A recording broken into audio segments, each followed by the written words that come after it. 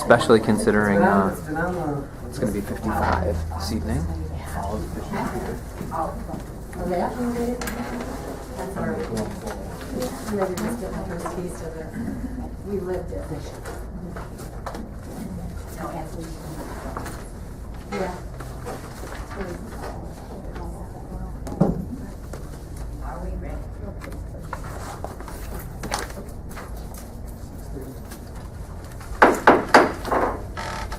I call this meeting together of the South Redford Board of Education and Jan Jacobs Building at 9:23 and 6:31. Will all please stand for the pledge of allegiance. Pledge allegiance to the flag of the United States of America and to the republic for which it stands, one nation, under God, indivisible, with liberty and justice for all.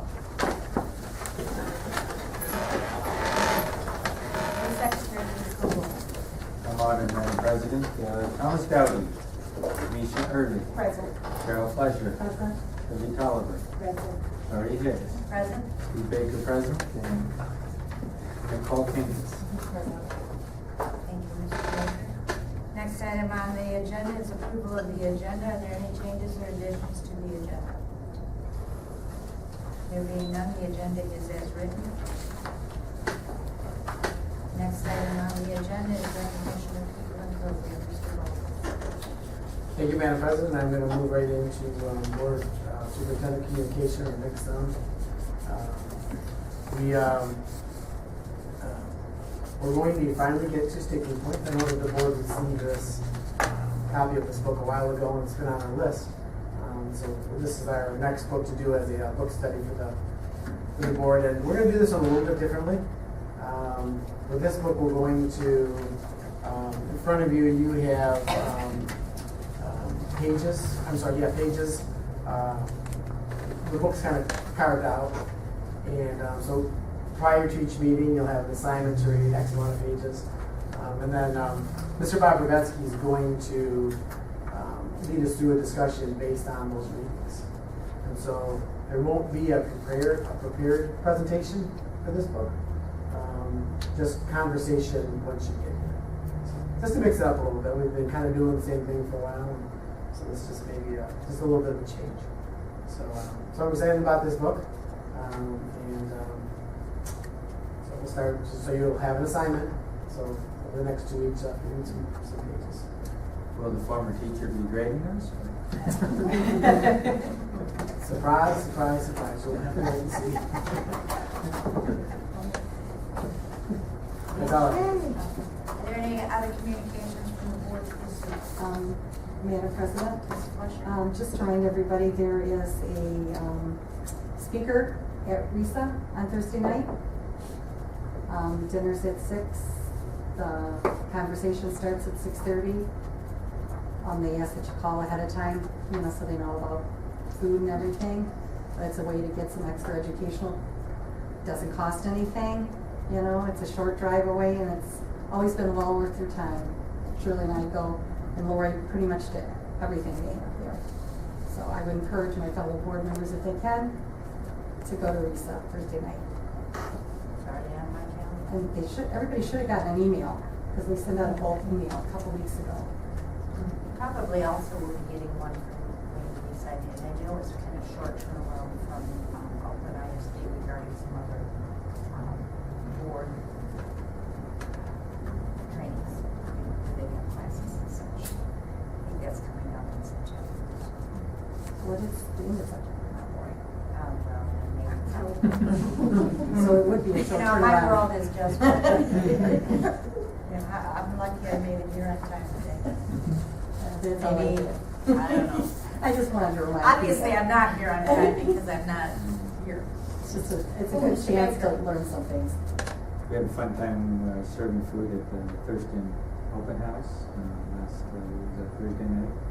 And good atmosphere, and it's been a pleasure to be in the new cafeteria. Maybe a little too much fun. My board members cutting up, well, I'm not. Madam President, I had numerous people ask me if Mr. Baker was always that fun. Because he didn't stop all night long. He was on one continuous roll serving hot dogs. Yep. One of my favorite ones. I'd like to thank those board members that had my back for Thursday, because I couldn't attend, and Thursday was my school. So thank you very much.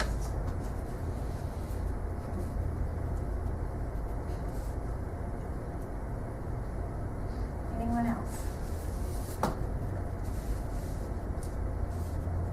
Okay, next item on the agenda is comments from the audience.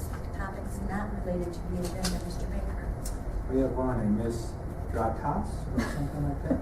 Okay. That's our foundation. Well, as you guys know, in the Jonas Robertson house, when we have poker for the foundation, it is a fun week. Poker, poker, poker. We know this. So we have poker coming up Wednesday. It's actually got a weekend this time. We have Wednesday, Thursday, Friday, Saturday from 6:20 p.m. until 2 a.m. If any of you are interested in helping out, we are glad to look for volunteers. So maybe get the word out to your peeps who sent out some emails. Make sure that we're getting enough people to cover it. So it looks a little tight this time. I know it's kind of a rough time of the year with the beginning, and it's also Thurston's homecoming week, and that's why I'm in slippers today. So we just have a lot going on, but we could really use the help if anyone is willing to. That would be great.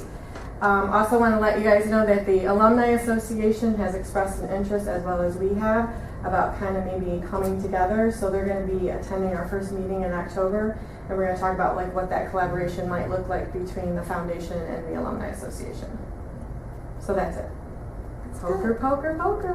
2 a.m. It's on the weekend. Come on. Okay, there we go. That's all, Madam President. Thank you.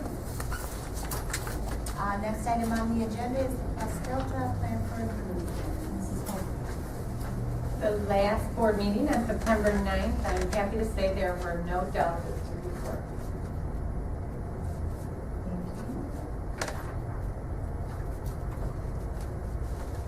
Next item on the agenda is the consent agenda. Do I have a board member willing to move the consent agenda? Madam President, Mrs. I Fletcher? would like to move the adoption of the following resolution, please. Thank you. Is there support? Support. The movement of the resolution by Mrs. Fletcher, support by Mrs. Tolliver. Any questions, comments, concerns regarding the consent agenda? There being none, all in favor, please say aye. Aye. Those opposed? Motion carries. Next item on the agenda, okay, now I know. I'm sorry, I drew a complete blank. I was looking at Paul, thinking, I should know this person. And then I see right here, it says financial audit, and I went, that's who he is. It was all the poker, poker, poker. No, it's all the fact that I haven't been here all week. So. Okay, next item on the agenda is the financial audit report for the fiscal year ending June 30th, 2019. Okay, well, Going to Paul Bryant. right to me, that person. Well, thank you for having us, members of the audience, Board of Education Administration. What we would like to do is, first of all, let me introduce myself for those of you in the audience. My name is Paul Bryant, the audit partner for the audit that we completed for June 30, 2019. Along with me, I have our manager, Allison Burns, as well as the person who did our work, Jared Miller, who's in the audience with us as well. And what we're going to do, again, is walk through the financial information in front of you. You have a graphical package of the information that's going to be on the board as well. And so, as always, please feel free to ask questions as we walk through overall. And basically what I'll do is I'll start with the fact that the district received an unmodified opinion. So for anyone in the audience, an unmodified opinion is the best opinion that we as auditors can give to an organization. It basically means that your numbers are clean and that there were no material differences that we had to either make changes for and or report throughout the year that for those numbers ending June 30, 2019. The other thing we also do is we do what was called a single audit. That is the audit of the federal program. So we look at the federal programs for this district and then based upon risk and some other factors, we audit either 1 or 2 programs, again, depending on the risk. So for this year, what we audited was a child nutrition program, which would be the breakfast and lunch program. Basically, it's another way of looking at it. And that as well was clean. And what we review is the money that was received, was it spent appropriately? Were there any compliance findings? The dollars that are there, do they have appropriate supporting documentation? Students that are eligible for the program, are they indeed eligible to participate in the program? Were reimbursement requests done timely, so on and so forth? And again, it's pretty hard to have a clean, what I would call a clean report and a compliance finding, because it either works or it doesn't. And for this district, you have a clean compliance audit overall. So again, happy to report that on both levels. And what we're going to do, hopefully I'm not standing in the way here, we're going to look at the financial information. As I mentioned, it's in the packet that is sitting in front of the board members. And Allison is going to start walking through the financial information. And again, if you have questions, feel free. Bryce, is there a way to darken the lights a little bit so that... Yes. I'm not sure which Go one. back.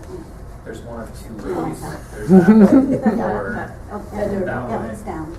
The other one. Flip it the other way. Probably going to be the best we can do, Paula. You can see it. You can see it. That turns off. So the first thing I want to do is thank Kathy and her team. If you don't know, we're out here for 2 weeks at the end of July and beginning of August. And we really appreciate all the work that Kathy does. When we're out here, she makes sure everything is available. And we really appreciate all the hard work because it does make the audit process for us smoother. So we do thank you and your team for that. Now everyone's favorite part, the numbers. So we'll get into that. This first slide shows a condensed balance sheet for all your governmental funds as of June 30th, 2019. These funds use the modified accrual basis of accounting, taking into account only those resources available to use for current operations. The general fund, which is the district's primary operating fund, had assets of $12.3 million, liabilities of $4.7 million, and a fund balance of $7.5 million. Your special revenue fund, which would be the food service fund in this graph, is used to account for revenue sources that are restricted to expenditures for specified purposes. So this would be child nutrition and like your cafeteria fund. Your debt service funds are used to record taxes and other receipts used for payment of interest and principal on long-term debt. And then your sinking fund is used to record capital improvement disbursements.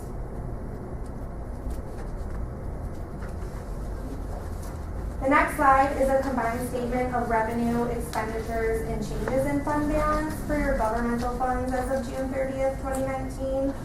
Your general fund had an increase in fund balance during the year of approximately $1.1 million, with an ending fund balance of $7.5 million at June 30th. There was an approximately $600,000 decrease in the sinking fund as a result of ongoing spending of capital improvements. And then there was a slight increase in the food service fund balance, and this fund balance should decrease for the 1920 year as the renovation of the cafeteria was completed. Before we leave this slide here, again, I'm concentrating on the bottom line of that change in fund balance, just calling everyone's attention again, as Allison mentioned, you see the bottom line increase was approximately $1.1 million, and then, so the debt service, the other line items are there for specific purposes. So debt service would be paying out off outstanding bonds. So the community as a whole agreed to increase their property taxes in order to make bond payments. That's where those dollars are held. They're segregated so that those are only spent on what the things they should be spent for. You'll see the second column, the food service program. So in other words, the food service program here has always done a great job in actually making money. And in making money, what it allows it to do is being able to put that back in to buy equipment, to, as we'll talk about a little later, Thurston High School's renovation regarding the cafeteria. Those dollars are there because now that the district has done a great job of, in essence, forcing itself to save, You haven't had to go out to the public in order to be able to do that. You're able to do that internally. And then the sinking fund, although it shows a negative number, which you would think of as a loss, this is operating the way it should be. Dollars are coming in so that different projects, capital outlay can actually be spent. So although it's showing a negative, it's working like it should work. You're expecting the dollars that are coming in to be spent. And when we test, we make sure those dollars are spent according to what you told the public that they would be spent on. And therefore they were for this year. So the next couple of slides are going to focus specifically on the general fund. So this slide shows the composition of general fund revenue, which totaled $42.3 million in 2019. That large blue-green section of the graph represents funding from the state, which is composed mostly of funds received from the state foundation allowance. The second largest section, which is that dark teal, kind of looks black on the screen, represents money earned from property taxes. And the remaining section makes up local, intergovernmental, and then federal revenue. As you can see, revenues in each section are comparable to prior year as a percentage of total revenue, and then revenue increased slightly compared to the prior year. And this graph also shows the high level of dependency that the school district does have on the state funding. So revenue overall did increase about $1.6 million this year. But again, as you can see, because of the large portion that's controlled by the state, and we've talked about this before, the district doesn't have the ability to control its revenue streams because you can see the large piece that comes from the state, which would be the foundation allowances. It also receives money from federal government for its grant. The local piece are property taxes. So what it collects from property taxes, interest earnings. So again, if you kind of break this down as it is in here, what the district actually has the ability to control is very little. And so consistency from a revenue perspective is where you're trying to get to. The opposite piece, though, what we'll look at a little bit later, as we all know, costs continue to go up. So although this has gone up slightly percentage-wise, your expenses have gone up based on just how much everything costs nowadays and things like that. So again, this is the reason we do this is to show you the breakdown. So when an individual says, well, why can't they do X? It's because districts don't have control to do X based upon receiving their revenue. And again, as we talk about the count, student count that's coming up, it's getting the students counted. That's what's going to drive a lot of this. So the next graph shows the general fund expenditures, which for this year totaled $41.2 million. The first chart shows a high-level functional distribution of the expenses. And as you can see, the majority of your expenditures are used in the classroom for instruction and instructional support, which made up about 60%, which was a slight decrease from the prior year, which was just at 61%. Instruction is followed by support service expenditures that were at 38.4%, which was a slight decrease from the prior year where support services totaled about 36.2%. Majority of the expenditures in these categories relate to salaries and benefits. Being a service-driven organization, the vast majority of the district's operational resources do end up being spent on personnel-related expenditures. And then the second chart shows expenditures as a percent of support services. We won't go through each of these categories in detail, but some of the most heavily represented categories include pupil support, instruction staff, school administration, and then operations and maintenance. And then I'll turn it over to Paul for the last couple remaining graphs. So one of the things we tend to look at would be, well, how are we spending our budget as an overall school district? So you'll see the various columns that are here. So the original budget would be the budget that the district would have approved at the beginning of the year, July 1st. The final budget is what would have been the amended budget that would have been approved in the month of June, right before school ended. And then you'll see what the actual expenses are. So what we do is we look at the actual compared to the final budget. overall, and then you'll see what that difference is in that last column. So looking at the total revenue here, you'll see actual revenue that came in the door was only off the budget by $1,700. So think about, this is a $42 million organization, and you're off budget-wise by $1,700. I need to have my wife sitting here. Don't put that one on camera. Walking through this, between that, like it's to be off $1,700 in such a large organization as this, that's outstanding budget. And if you look at the expenses, so you're under expenses overall, and a lot of that has to do with timing regarding expenses where time ran out by June 30, but you didn't get to spend the entire budget. Things were planned for. So the expenses will probably fall in the subsequent year for this upcoming year. But overall, you're under budget regarding that. So where do you end up overall? If you look at the very bottom line, and this is kind of how you look at it. Your original budget, you expected to add to your bottom line $190,000. Your final budget was amended, so you bumped it up to $296,000. But what you were actually able to add to your bottom line was $1 million for the year. And again, exceeding your budget by a net $785,000. So again, that's great budgeting. And everyone here, the district, the administration, board, you should all be able to pat yourselves on the back for that.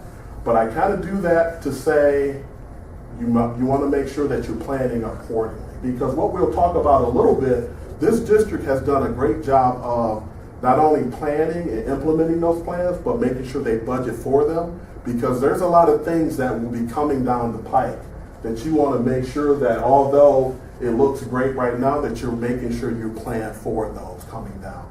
And one of them would be as simple as there's a new charter school that is in this area and you don't know what the student count might change by. So again, this is helping you plan for those things later on down the line. Paul, quick question for you. Yes. If I might. What would give you pause or be a yellow flag for you on either the total revenue or the total expenditures lines, especially looking at those three columns? That there was a variance of 10%. What would cause you to get a little bit of a Xanax? I'm trying to think of the percentage. It would be a material difference for that. The state uses 1% is on each. line item. Is it what, Yeah. 2%? I don't know what their trigger is. You can't be over on expense and you can't be under on revenue more than 1%. So what the state does, if you look at your audit report, so we summarize it here. You will see a whole line of revenue items, federal, state, local. You see a bunch of expenses, instructional, capital outlay. It looks at those individual line items, and if you're off this last column by a certain percentage, you in essence get a letter saying, what are your actual budgeting processes for you to be off this much for your budget? So for us, we look at that. This district tends to be pretty much on it right now here, but yes, there are other ones that we look at, and if there's a significant difference, we disclose what those would be. Thank you. Yeah.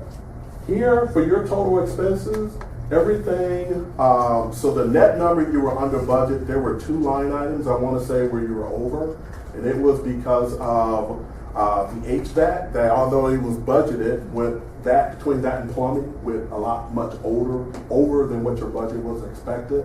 But again, in total, you're still under $773,000. Thank you. This is a fund balance as a percentage of expenditure. So what we do is we look at the total fund balance that you have as of the end of the year and compare it to your expenses. And one of the things you will hear the state say is they're looking at what they call the early warning legislation. They're looking at these percentages, but they're also looking at around the 5%. If you're only around 5% of that. So what we've done is we've looked at your total expenses for this year compared to your fund balance. So your fund balance basically represents 18% of your expenditure. Over time, as you've seen, from 2013 to 2016, you see how it's gone down? Your fund balance significantly decreased. But over the years, one thing that the board has really looked at is focus on increasing that number back up on percentage, because as I always tell people, you never know what's going to happen. In the middle of the winter, a boiler goes, or roofing goes. And again, that's back to your planning. Even though those unexpected things can happen, having what you might hear us call a rainy day fund, this helps out quite a bit. And what I did, I wrote down the percentages, but not only percentages, so when someone looks at this and says, well, what does that mean, 18%? What basically it does is say, if you didn't receive any more revenue, just use your own household. You didn't receive any more revenue and expenses stayed the same. You're basically saying you have about $66 available in your rainy day fund in case something happens. That's basically what we're saying. That's on a 365-day calendar year. 180-day school year, I think that drops to maybe 32, 33 days. So what we're saying is, in your rainy day fund, on a school day, no additional revenue coming in, everything being consistent, that's about how much your savings is worth. And you want that number to continue to go up because, again, as we all know, things happen.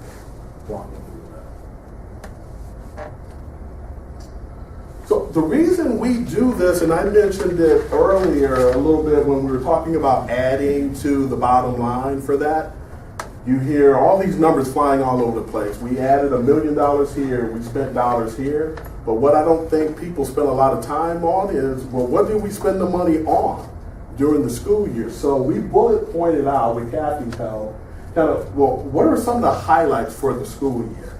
And I'm going to step back so people can see it.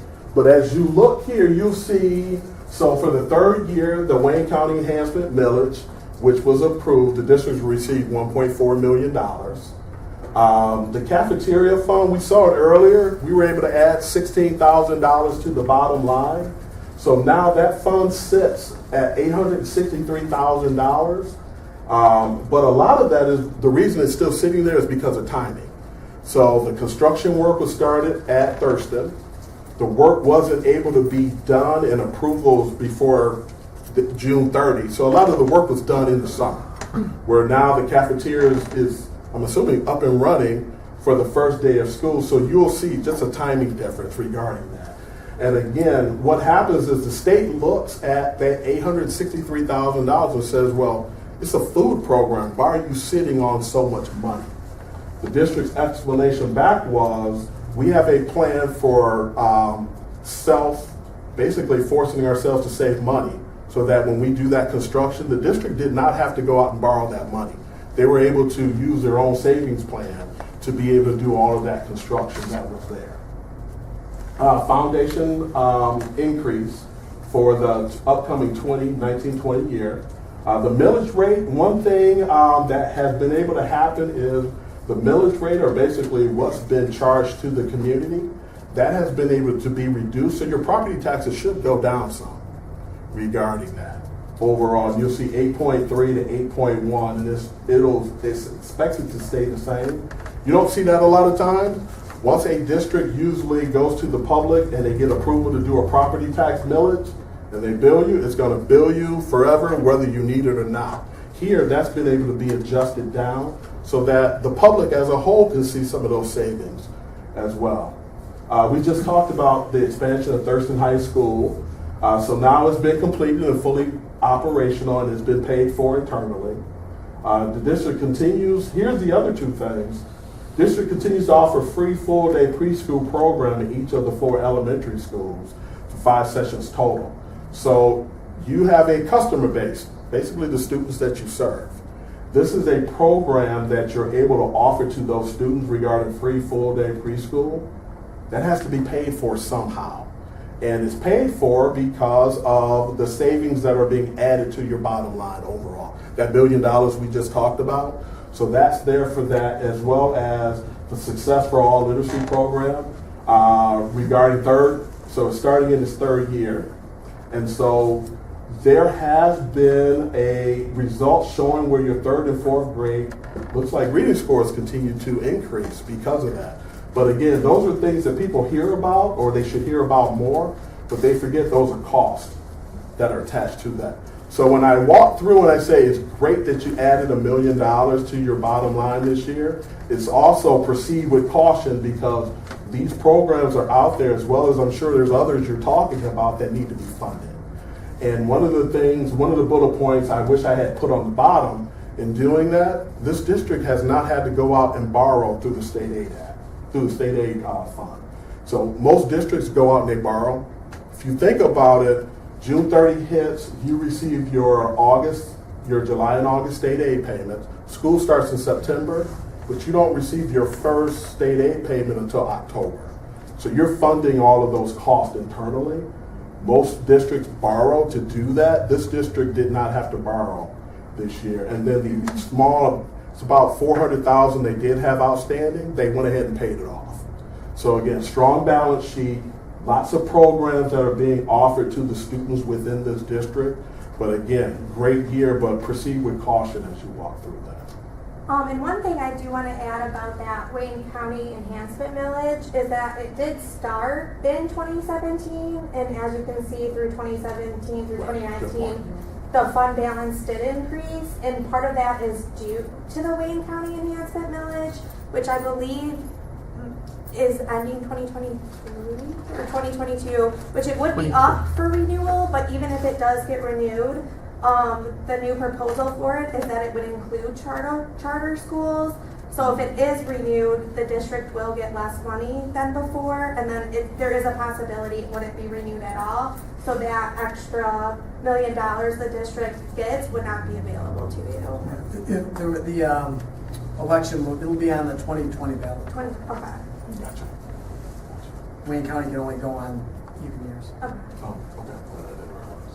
So again, to summarize overall, the district has done a great job. It really has. In, I'll call it anticipating costs that are out there, making sure that there's a plan there, but also, as you can see from a budgeting perspective, actually sticking to its budget and making sure those things come to fruition. And here's some of the things that are continuing to make this a great school district and attractive for parents to bring their students to.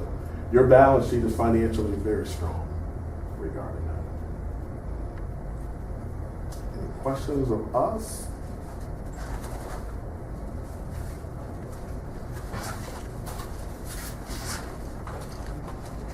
Thank you. Lord, before we move on, I think that we need to take a moment, and Kathy's going to hate this, she didn't say anymore, but to recognize Kathy and her team. They are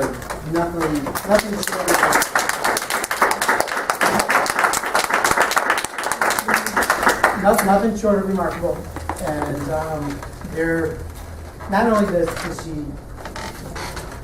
do this for us in the district, but she's the go-to person for Wayne County. And she gets a lot of questions from people, including Steve Ezekiel. She has lots of conversations with Steve about new things that are coming down the pipe, because there are always new things coming down the pipe. And Kathy's always on top of them. She gives great advice. I don't even like going over that side of the. I have all these great ideas on this side of the building. You want that side of the building, and That's a dollar to it. you kind of go back over here and you tell between your legs a little bit. But it's, she does exactly what she's supposed to be doing over there, and that's why we have a sound bottom line. And so I can't thank Kathy enough. She left us, came back.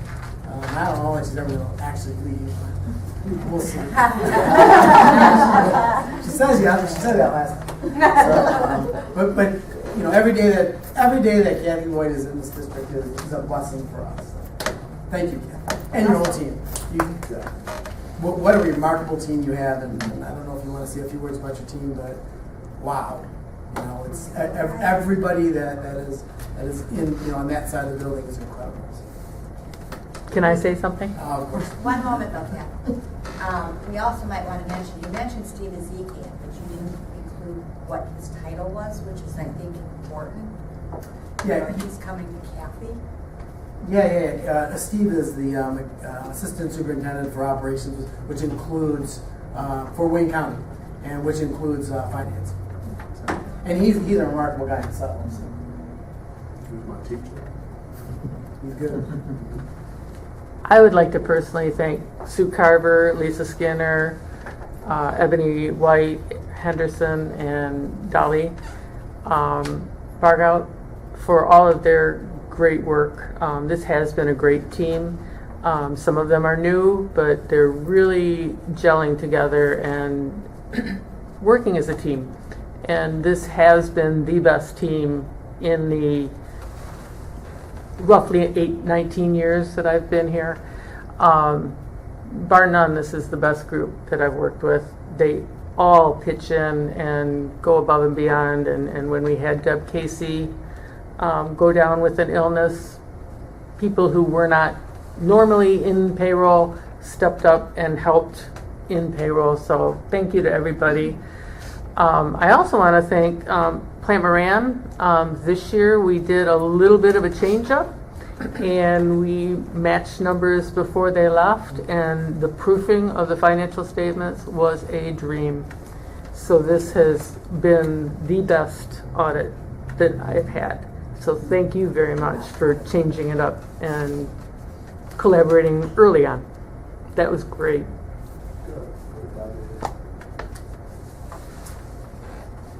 Thank you. Thank you, yes, to both teams. So we have a resolution right now. This is the next one. Nope, that's still part of this one. We have a resolution here. Do I have a board member willing to move the resolution? Madam President, Mrs. Fletcher? I'd like to move the adoption of the following resolution, please. Is there support? We move into the resolution by Mrs. Fletcher, support by Ms. Kangas. And just so the audience knows, the resolution is regarding retaining Moran and to accept the audit. No. No, It's accept or audit. To accept the audit, I'm sorry, that comes at the next. Partner, all excited? I know. Okay, are there any questions, concerns regarding the resolution? There being none, all in favor, please say aye. Aye. Opposed? Motion carries. Madam President, can we let them go if they would Yes, like we to? certainly can. Those were going to be the next words out of my mouth. Thank you, everybody. Thank you so much. Thank you. All right.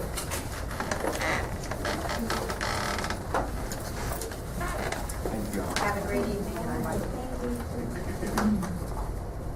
Okay, next item on our agenda is the elementary summer school report. And I believe Mr. Golden. Yeah, it's my pleasure to introduce the elementary summer school team. And I think first up will be Michelle Persicini, and she is going to start us off with a presentation. Yes, thank you, and thank you for having us here tonight to share the data that we've collected from this year's elementary summer school program. First, I'd like to share the goals, which continue to be to identify at-risk students in their areas of instructional need, to provide an interactive summer school program that reviews and reteaches the skills from the normal school year, to reduce summer loss and work on students' misconceptions about math. We're excited to share with you that we've been able to incorporate the new adapted bridges into the summer school program this year. Provide students with meaningful reading opportunities at their level using Success for All, and continue to build self-confidence and growth mindsets in our students. Taking a look at participation and attendance, the program ran from July 8th to August 1st, Monday through Thursday, from 8 o'clock until 12. We serviced grades kindergarten through 5th. We invited 582 students to the program. 178 students joined us, and 20 teachers taught in the program. This was 4 additional teachers than years past. Taking a little closer look and comparing from years past, you'll see the number of students invited in 2016-17 were more in the mid-400s, and then you will see that increase in 2018 and 19. I would like to share that in 2018 and 19, we had a better system in place with the adoption of the Success for All we were able to use that, and so at the end of third quarter, the team looks at students who are falling behind and using that data to invite our summer school students. The number of students who attended, you can see with the increase of needs on the invite, we responded to that by adding 4 additional teachers to the program. That allowed us to add more, invite more students and service more students. Having those teachers also let us keep the class sizes lower, so there's about a 1 to 9 teacher-student ratio. And the average attendance from 2019 compared to 2018, I didn't put all the years past because they all follow the same, basically the same percentages. You'll see the only week we usually fall off is the 4th week, and this year we actually increased by 3%. Before you go on, may I ask a question? Yes. Could we have accommodated 582? In our current, using Vandenberg and the number of teachers, we could not have. However, if we were able to get more, that would be something we could look at. Maybe possibly, would it be possible to get more locations, more teachers, divide the students up differently. I did look at, because this is always alarming, like 582 students were invited, but we were only able to service 178 this year. I was really pleased because adding those additional teachers allowed us to service almost everybody who wanted to come to the program. So we didn't have people wanting to come that couldn't come. We were able to reach out to all of them. And that was something that we hadn't had in years past. I did look at, because I'm still always like, what could we do better? I did look, and there was a study done. It's called the National Summer Learning Project. And it allowed me to see that we're not really an anomaly when it comes to this, that the major struggles are getting families to sign up to the program, getting them to come to the program, and getting them to keep coming to the program. And there were some good ideas in there that we could try, like really just being more motivating to parents and promoting awareness and letting them know we do a mixture of fun and academics, that we have teachers that normally teach in our school year that come to this. So just promoting more awareness, because it said in this study that parents really want their kids to have fun during the summer, and a lot of times they aren't aware that our teachers are coming back. These are the teachers your children normally see. So there's certainly areas of improvement where we could reach out to more families and bring awareness. Do we do the summer school in the morning or in the afternoon, or combination? The elementary program right now is Monday through Thursday. We do it in the morning from 8 o'clock in the morning until noon.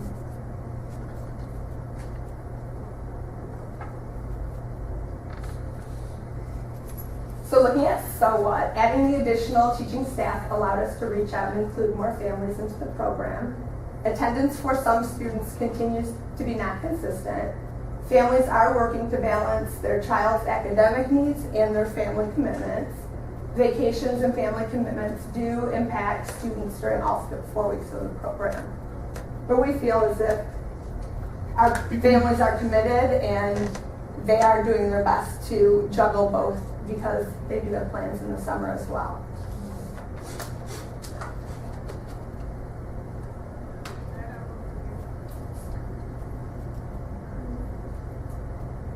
So now what? We would like to keep the additional teaching staff to allow us to maximize the number of students we can service in the summer program. Continue, like I was kind of already talking to, just continue to share more with families, even throughout the program, just giving them a more detailed overview of what's happening week to week and the academic benefits. My team will talk about the academic benefits that this program truly is providing to our students. So just giving parents that information to let them know, hey, you are doing the right thing. This is making a difference in your child's academic needs. And then adding incentives throughout the program and continue to have a special event the last week of the program. When I was researching this study, it said, remember who your customers are. They're the students and the families. So really being able to connect them on a personal level and keeping the students really motivated about wanting to come back. So maybe just doing special things throughout that keep them wanting to come back. I was just thinking while I was putting this together, maybe every day you're here, you get to put a ticket in the basket, and we're going to raffle something right at the end of the week. Just something to build that excitement, to keep coming back and getting them to wake their parents up to get them there. One thing too, if we, like start a fourth quarter before all the testing and everything is done, because I know everybody sends out newsletters, to just kind of put it out there that, we're going to have it again this year. Your teachers are going to be involved, so that Yes. it's more in the front of the parents' mind rather than when they get the invitation. Absolutely. And I also thought it was interesting, like in some districts they use like a golden ticket, so to like really promote it to the child too, because sometimes there's negativity around you have to go to summer school. But here's your golden ticket. You get to do something really fun this summer. Get your parents to sign you up. It's just creating more positives around the opportunity, because it's a great opportunity. So I agree with that. Are there any more questions before we move on to our academics? What would happen if we had the Thurston video team do like a PSA of interviewing this summer's school kids and save that for whatever 7 months or whatever it is we're up to, and then play that for some of the announcements or whatever. I like that.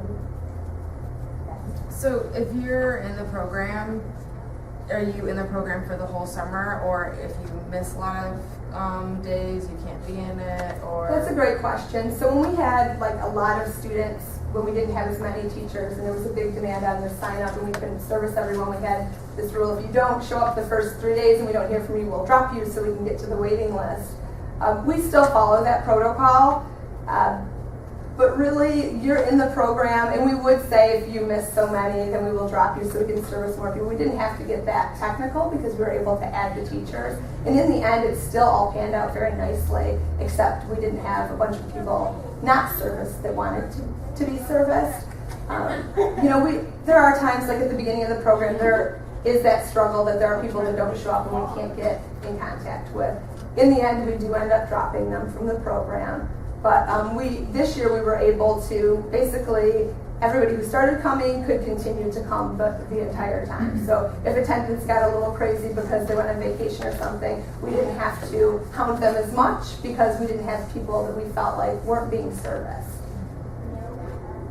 Do you have a waiting list, a large waiting list normally?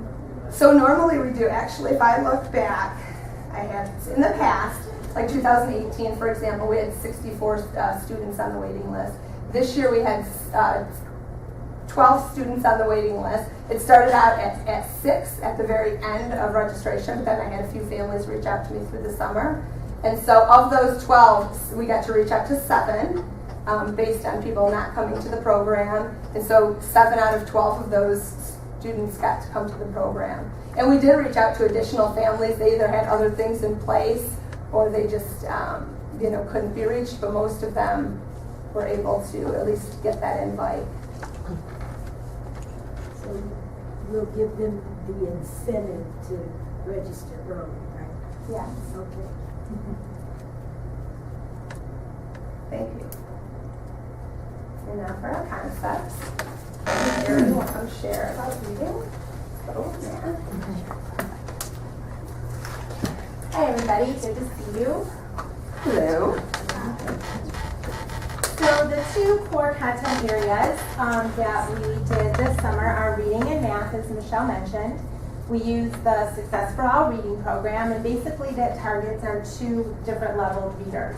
Your emergent readers are those very beginning ones with the foundational focus of phonics, decoding, vocabulary, partner reading, fluency, and comp. And then our more independent readers focusing on vocabulary, fluency, teamwork, and comprehension.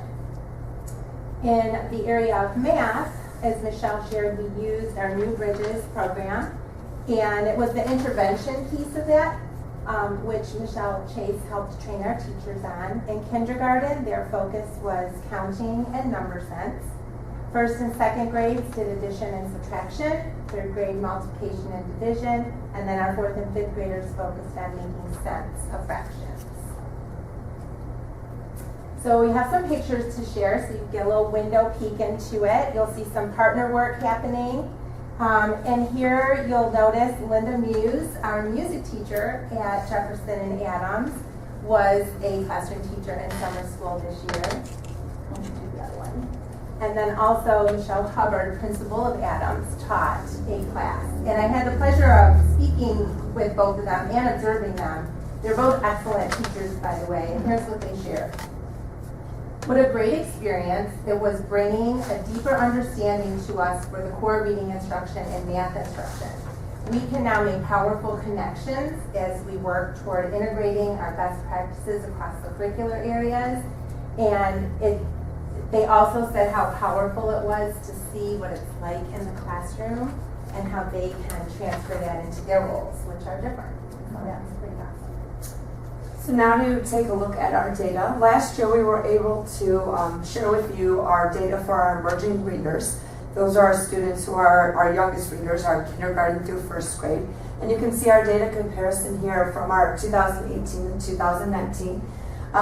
For our summer school kids, providing that 15 days of instruction, having growth in those 15 days is truly amazing for them. And we had 39% of our kids at our lowest levels who showed growth from the end of the year in quarter 4 to where they started this year at the beginning of baseline. 61% of them maintained over the summer, so we did not have that summer reading loss, which is a huge win for our students. Last year, we were unable to provide you with our independent readers data because we had switched over from doing our SRI to an NWA. It was kind of like comparing apples and oranges. But this year, we're happy to report that we were able to look at our NWA EA at the spring of 2019 to our fall, our beginning baseline of this year. And for those students who attended summer school this year, 60% of them were able to maintain or improve on their NWEA scores, which is incredible for those kids, which is awesome. Some other really, truly amazing data, which we kind of pulled this year. This actually looks at our 2018 summer school kids. So we always look at them at the end of summer, and then we look at what they've done from the end of summer to where we start this year. But we kind of track this year. What did those 2018 students do throughout the school year? So this looks at those 2018 students and who attended summer school with us last year. 22.4% of them were able to achieve grade level by the end of this year in spring 2019, which is incredible. And 62.2% of them made at least 1 year or more of growth. So closing that achievement gap where they were having some holes before, they were able to do that. Now that's a combination of a lot of things. That's the summer school. That's amazing instructors that we have here in South Redford. That's parent support at home. But all of those things play a huge factor, as we know, in reading. And so we're seeing the benefits long term of what these kids are able to do throughout the school year, which I think is pretty cool. And that brings us to our so what. So as Erin mentioned, the consistent instruction aligned to the school year. It isn't anything new or different, it's a continuation. Kathy, I'm sorry. Yeah. Oh, yeah. The 22% that's now reading at grade level, what level were they? 2, 1, grade 9, 2? So when they started, Yeah. they were invited in 2018 because they were below grade level. They were actually not even invited this year. They didn't have to come to summer school because they were currently at grade level. And they could have been any of those levels regions below. Yep, it could have been a full year below, could have been 2 years below, but they were able to build that and close that achievement gap for Was themselves. that because of success for all, or just? Combination, I think, of all of those things that Erin mentioned. Did you follow up and let them know they won? They did it. Yeah, they got a lot of pats on the back this fall. They really did. That's all right. So again, along with that, using those same routines and procedures for students to help the success. It's just a continuation and like a bridge between summer and the start of the school year. We were able to note that instruction began at a higher level with those 2 solid years of implementation. So when we looked at the baseline data of kids starting, our groups, because they're done by groups, we have fewer lower level groups. That's great.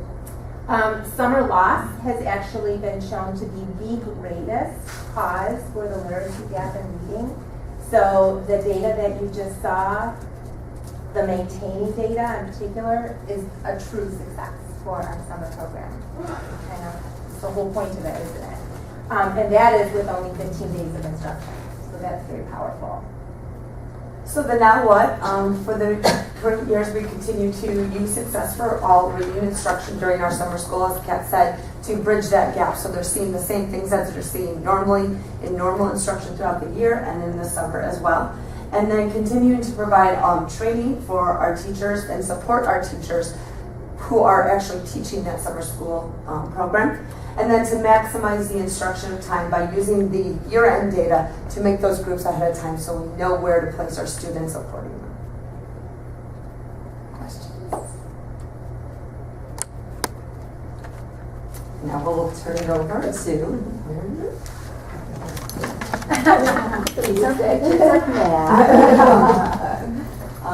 they're playing a game on the top. They're doing some partner work, some small group work.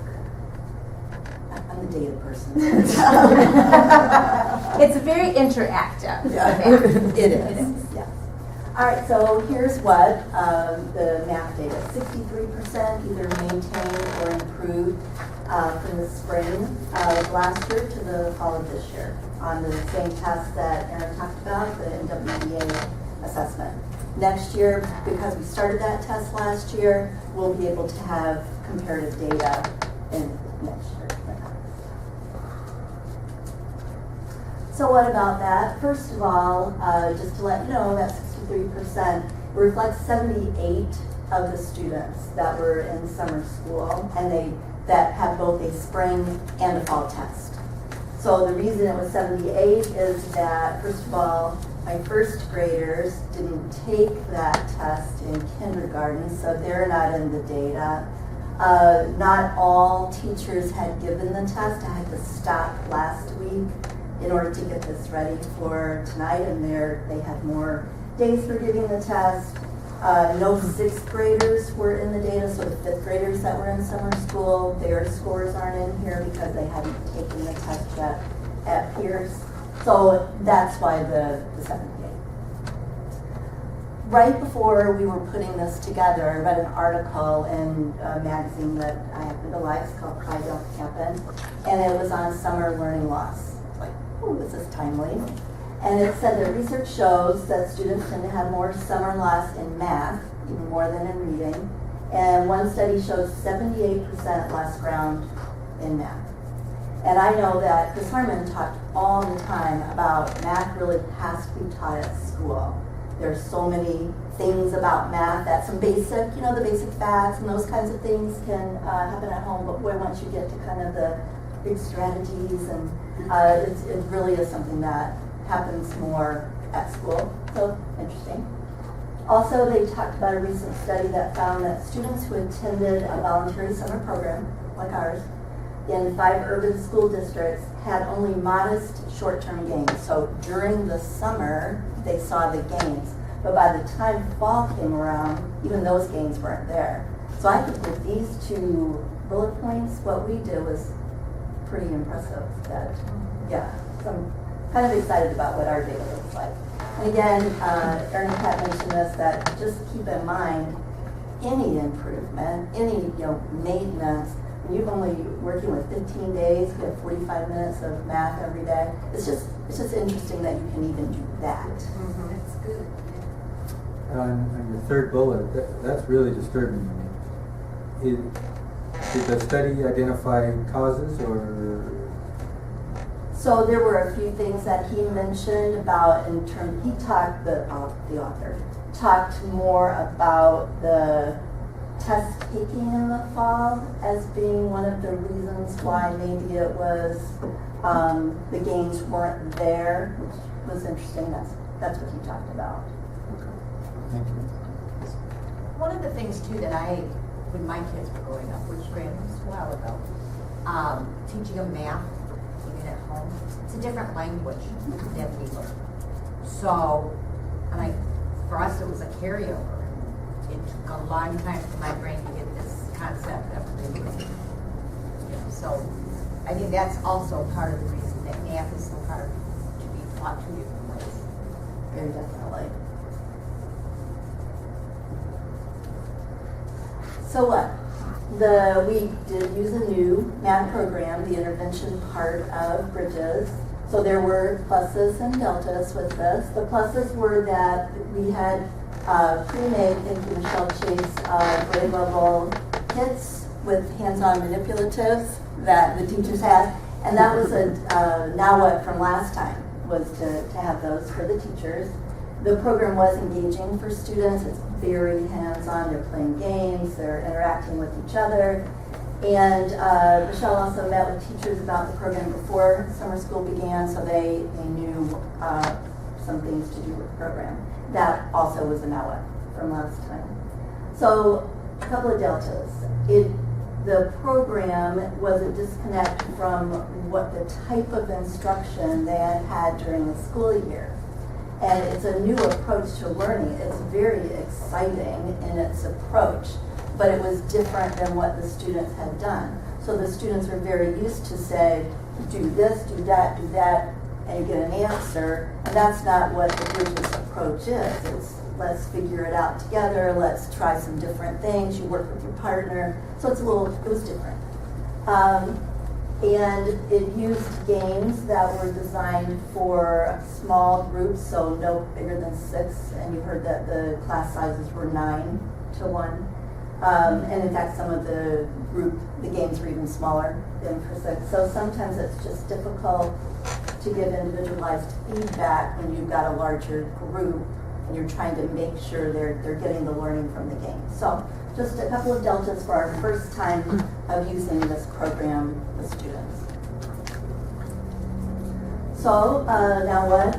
We felt like the program was beneficial, so we want to continue with it. We want to invest more.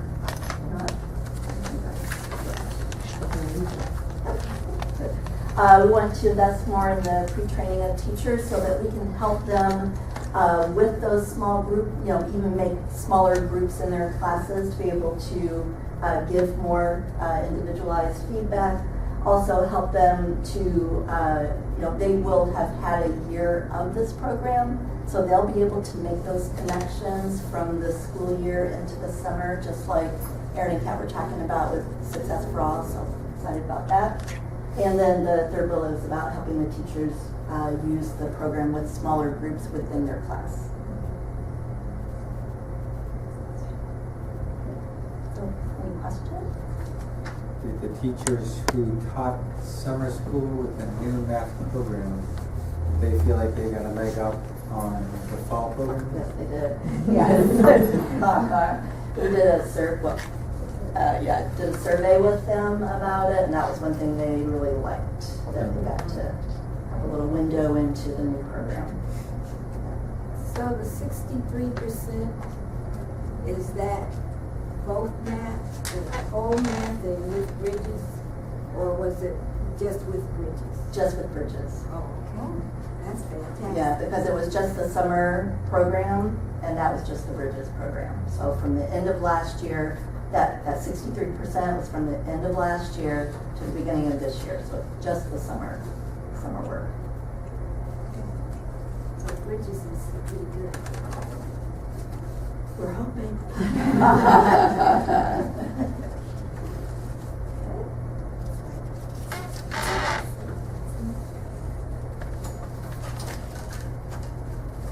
Now to share some of the highlights and engagement in our program.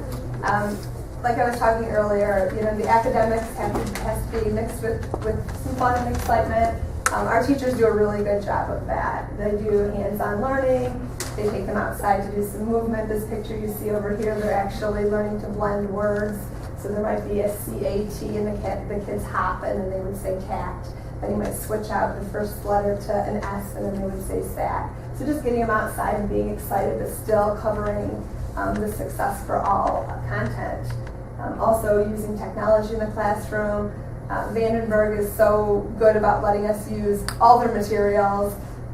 Always saying what's theirs is ours, so we're able to get Chromebooks into the hands of students and give them those experiences, which are very important because they take so many of our tests now on the computer. So being able to incorporate that. And then thank you, Mrs. Baker, who brings fun into fractions by bringing in different treats and dividing them up and asking the students what fraction of that it would be if she gave that to them. So just a lot of fun things that our teachers, I feel like, are very refined in their practice, and they bring those things to summer school with a lot of excitement with the kids. It's great to see. We did have Family Day. This is a big highlight of our program. We invite our students' families to come and join in on the learning. We had them coming in to do games, do things with fractions. They get to see all the things that are happening. We had over 100 family members come and join us. So it was a great event. Everybody's happy. Those are the activities I feel like build those relationships and in the community and have those families coming back. They're able to see the same teachers, and some of them are surprised, like, oh, you're here. So I think that's an area of improvement. We can kind of share those things prior to the program, and maybe that would get more of our families to join us. We have our Ann Arbor Hands-On Science Assembly. That's our culminating activity. They come on the last day of the program, which is why you'll hear them saying there was 15 days of instruction, because that last 16th day, we kind of wrap things up. Teachers provide games and things for the students to take home, as well as Ann Arbor Hands-On comes to the building, does an assembly, and then they did some try this at home things with the students and gave them opportunities that they can take home and do different things. Thank you to all the wonderful staff and families of South Redford that make this program a success. Michelle's sitting back here quietly. She did so much before the program. Kat and Erin and Mary Ruth, I mean, I can go to them at any time during the program with any question, no matter what they're doing. I think you were up north. Kat's like, don't text her, she's up north. But they'll respond right away. Our staff is just amazing, and it truly is a pleasure to work with the families and the staff.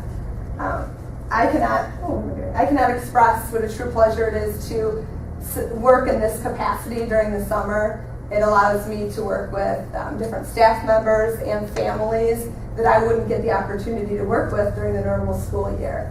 So I get to build those relationships, and it's not many people that can say, they go to Meyer and say, oh, that's the summer school lady. So it's nice to just have that, the families, the staff, and just everything, such a community here. It's Meyer, you can see a lot of people. And thank you to the board and to administration for having this program. It truly, as you can see with the data, makes a difference in the lives of our students. And I appreciate you trusting me to lead the program again. So thank you. Thank you. Thank you.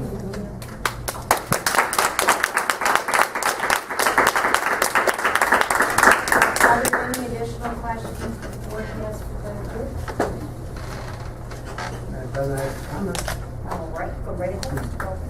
Yeah. First of all, thank you, Michelle and team. I mean, you guys are remarkable. And I think that if you remember over the last 5, 6, 7 years that we've been having this presentation for summer school, I hope you've noticed the incredible growth. And not only growth, but kudos to the whole team for listening to what the board has asked them to do. And then they take that to heart. And if you notice, they address that the next year, and they tell you what they did. They might. I've never heard them say that, like you told us last year, blah blah blah. But I've noticed it, and I'm so. You guys are remarkable, and they are making a difference. So years ago, this board, as well as I and the principals and the staff, we've been very frustrated about some of our test results, and we've been very open about that. And certainly moving the needle in education is difficult because your periods of measurement are so long. And sometimes it's the whole year, as you're measuring things. So you implement things, and then sometimes it takes, sometimes it's 6 weeks, sometimes you can see movement. Sometimes it takes a whole year for some of these kids to get where they need to be. And sometimes that can be very frustrating. But, a couple of years ago, we made a very conscious decision to really focus on, instead of instead of trying to do such a broad brush and look at everything and try to take care of everything, we said, listen, we're going to focus on early literacy in this district. And we did, and we put a lot of resources into it. And we're going to look at the most current trends, and certainly most of that guidance, quite honestly, came from these guys here. Remember, we put those committees together. They're the ones who gave us the guidance in terms of how to move forward. And as well as, I think there was 21 or 30 of you that gave the recommendations, preschool, SFA, and some of the processes that we have in the classrooms, and instructional practices. And you also, were able to support us with coaches. And I was at a superintendent's meeting last week, and all the districts are recognizing the need for coaches, and they're so far behind us in coaching, and so there are districts that might have 1 or 2 coaches, for the whole district, larger than ours, and they're trying to figure that out. And of course, we started out that way too, but the board, saw the need for that, and so now we have. It's one of my frustrations was I looked around the district and I know the caliber of teachers we have, and so do you. Maybe kids came to the district and you know what I'm talking about. And there's not, our staff can't work harder. They cannot work harder. And so again, trying to move that needle when you know the staff is working as hard as they can. So I think what this board did, and I applaud you, is not only have you brought help to students in terms of summer school, reading interventionists, those kinds of things, but you also brought some help to our system and our teachers in terms of coaches. And I'm super proud of that. We might be the leading district in terms of coaches, instructional coaches, in the county for sure. And so that's something the board should be very, very proud of. And I knew we were doing well in coaching and we were kind of out there, but until that meeting, I didn't realize how far we were out in front of the districts. And so again, something that we need to be very proud of. And we're moving the needle. This district is moving the needle. When I say we are moving the district, moving the needle, they're moving the needle. There's no doubt in my mind that it's their efforts combined with a great staff that's working so hard. And we're going to continue to see that needle move. It's going to take time to see it because certainly, you're talking about NWEA and a whole year and spring to fall. But our staff is moving the needle, and it's difficult, hard work, and they deserve a lot of credit for it. So thank you so much.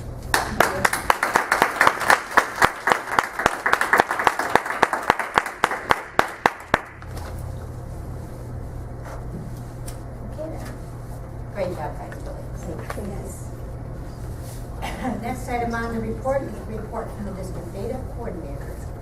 Mary Ruth. I just said they could leave it. Absolutely. You are not required to stay beyond the ring. They don't need to listen to me. As a matter of fact, like, They might want to we're going to teach them. They won't leave, right? That's team.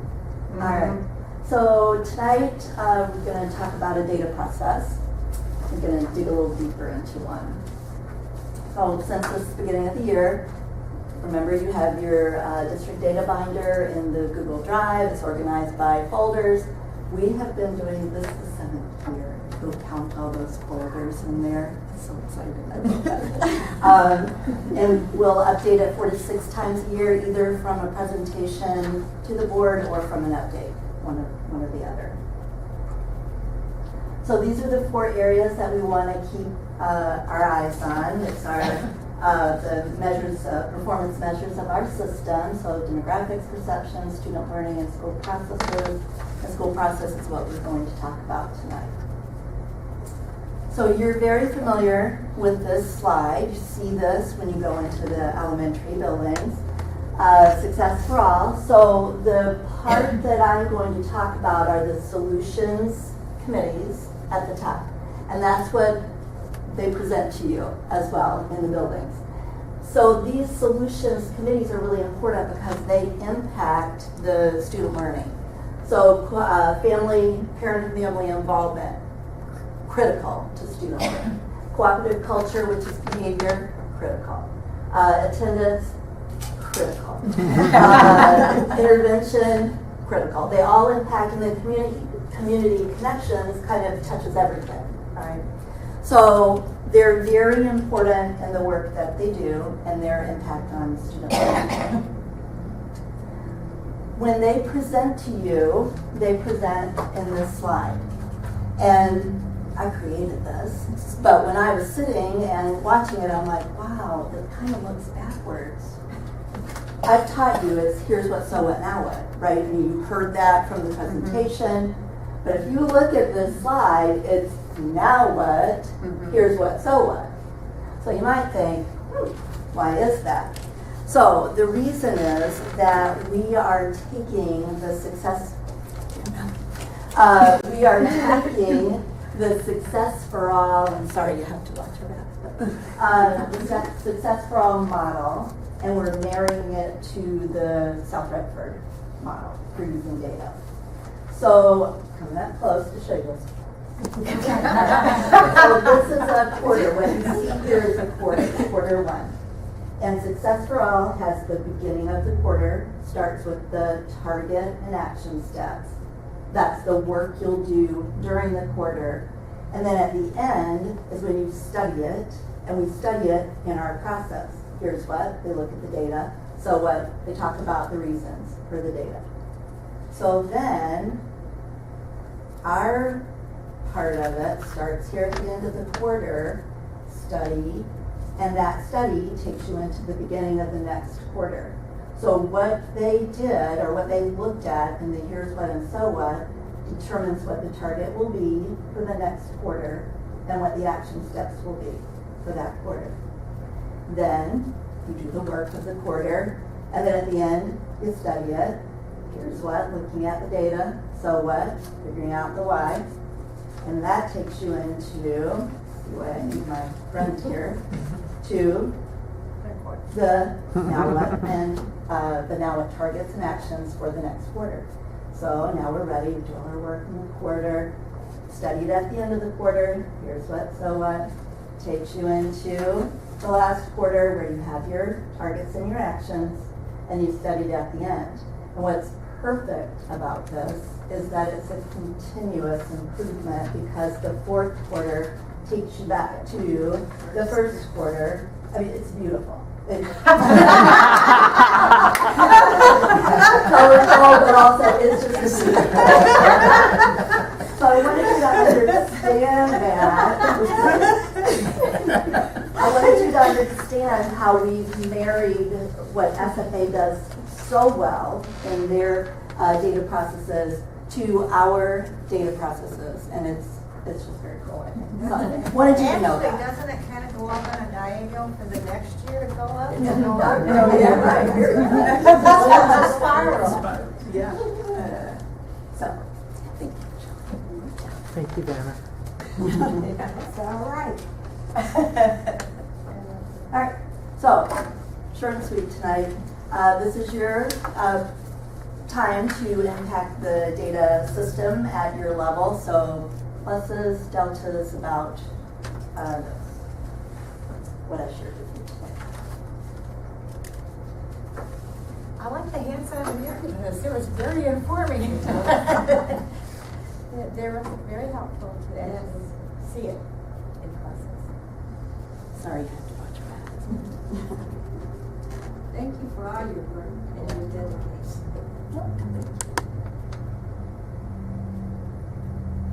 All right, so if you have any questions, just let me know. All right. Okay.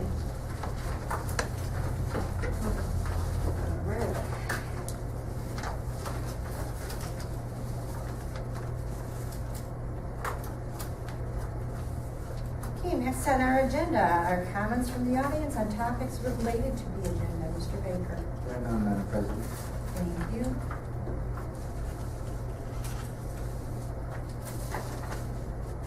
And the next item on the agenda is the plus delta for the board and regarding board processes and board communications. Dr. Hofer.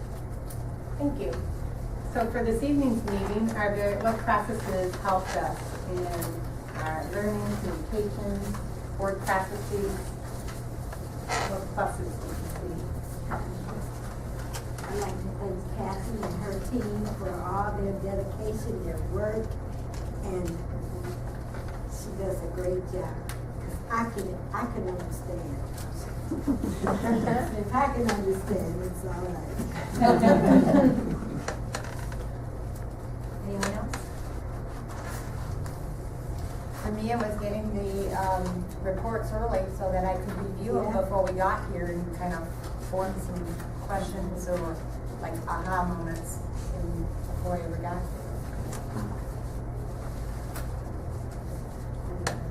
Mrs. Tolliver? I'd like for Michelle and Aaron and Kathy to keep up the great work on our summer program, because it seems to me like our students are really excelling, and I like that. And of course, thank you, as always.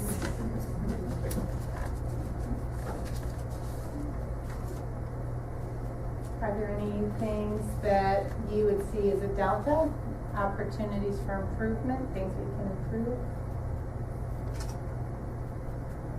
I don't know if it's necessarily a delta, but I was thinking through some of the data that we said we didn't have because some of the testing hadn't taken place, whether at peers for sixth graders or whatever. Would it behoove us to move this presentation back a little bit so that we could have a more full or Yes. I think we just. I'll bet that gets added to their list of things to make sure. Because I think we have the time. It's not like we need to make changes. Right. I don't think there's an urgency to get the presentation. You know, if it's a month later, it's no skin off our nose. Right. It's a good idea. All right. Any other deltas or pluses, suggestions?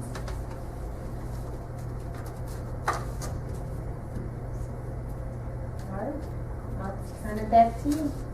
Okay, thank you. Next item on our agenda, I declare this meeting adjourned at 7:56. Oh, 7:52? He's got a better clock than that.